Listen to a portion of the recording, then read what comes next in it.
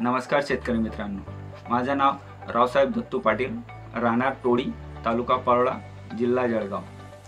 मी मागच्या वर्षी माझ्या शेतामध्ये सौभाग्य हे वाण लावलेलं होतं। मला जवळजवळ 2 एकरामध्ये 30 क्विंटलचं उत्पन्न आलेलं आहे। जवळजवळ एकरी 15 क्विंटलचं सरासरी उत्पन्न आलेलं आहे। यावर्षी मी 2च एकर लावलेलं होतं।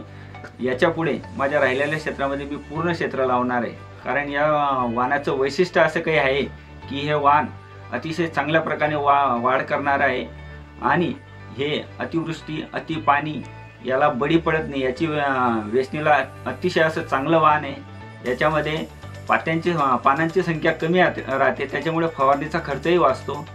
परत त्यासोबत या वाणाच्या पाकळ्यांची संख्या, फुलांची पाकळ्यांची संख्या अतिरिक्त असल्या कारणाने वेचणीलाही उत्पन्नाचाही ॲव्हरेज चांगला बसतो।